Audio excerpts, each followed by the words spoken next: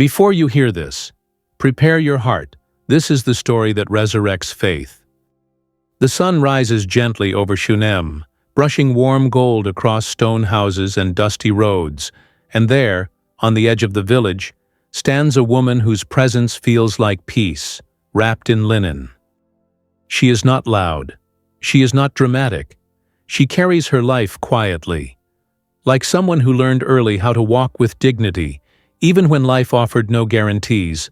But there's something about her, a steadiness, a generosity, a kind of open-heartedness that makes strangers feel like family. So when the prophet Elisha passed through Shunem, she noticed him, not because he demanded attention, but because he carried the presence of God the way a lamp carries flame. She whispers to her husband, "Let us make a room for him, a place to rest, a place to breathe, a place where the presence of God can linger." Her husband nods. And soon there is a small upper room, simple, clean, peaceful, a bed, a lamp, a table, and a chair, a sanctuary. She didn't know it then, but by making room for the prophet, she was making room for a miracle. While resting in the woman's home, Elisha feels the depth of her kindness and turns to his servant. What can be done for her? She has cared for us so faithfully. What does she need? Gehazi looks at her life and answers quietly, "She has no child." The words hang in the air like a bruise, because that wasn't just a fact, it was a wound. A silent ache she never spoke aloud. Elisha calls for her.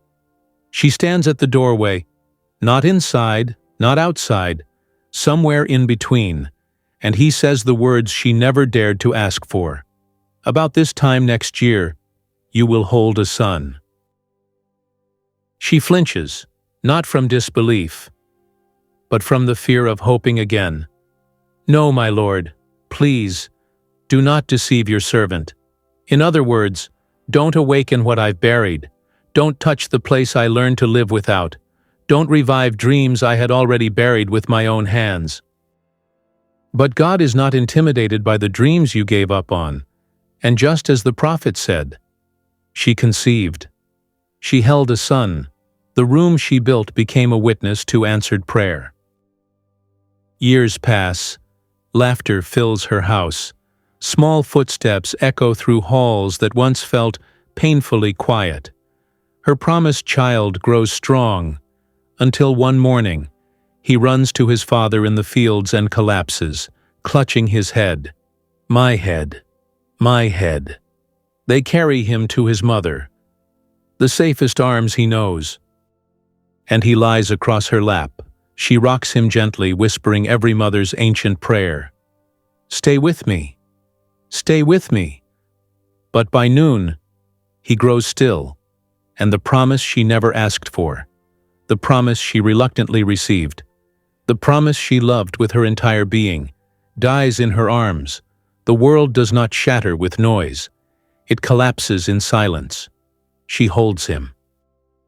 She does not scream. She does not break. She rises, walks to the upper room she had built for the prophet, and lays her child on the bed of the man of God. She closes the door behind her, and something in her soul whispers, "This is not the end." She does not wait for permission. She does not ask for approval. She does not call for mourners. She saddles a donkey and tells her servant, "Do not slow down unless I tell you." Her husband looks confused. Why go to the man of today? It is neither festival nor Sabbath. But she answers with a sentence that holds the weight of two worlds. "It is well." She does not say this because everything is fine. She says it because faith does not describe the situation. Faith describes God. The road to Mount Carmel is long. Dust rises around her feet. Her heart pounds. Tears fight to escape. But she holds on to one thing. "I laid him on the prophet's bed. I did not bury him. My promise is not in a grave. My promise is waiting for a miracle." Elisha sees her in the distance and sends Gehazi running. "Is it well with you? Is it well with your husband? Is it well with the child?" And again she answers, "It is well." Not because it is, but because she believes it will be. She reaches Elisha, falls at his feet, grips them with the desperation of a woman who refused to accept death as the final chapter. "Did I ask for a son, my lord? Did I not say, 'Do not deceive me'? I didn't choose this promise, but I'm not letting go of it either." Elisha rises. He sends Gehazi ahead, but the mother refuses to stay behind. "As surely as the Lord lives, I will not leave you." This is not weakness. This is warfare. They enter the upper room. The air is still. The child lies motionless. Hope and heartbreak share the same space. Elisha closes the door. He prays. Then he stretches himself over the boy, eyes to eyes, hands to hands, heart to heart, symbolizing divine connection, transferred breath, revived destiny. The boy's body begins to warm. Life stirs, breath returns, and suddenly, he sneezes 7 times and opens his eyes. 7, the number of completion. The miracle is complete. Elisha calls for the mother. She enters the room slowly, breath caught, hands trembling, heart bracing for whatever she will see.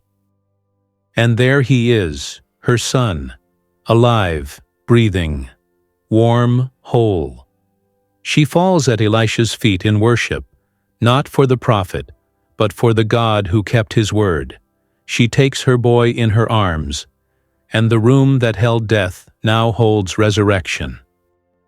Listen, if you are watching this, there is something in your life that feels like that child.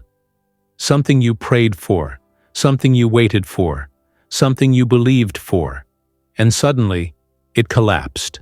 A relationship, a dream, a business, a chance, a door, a part of yourself. You carried it, you loved it, and you lost it.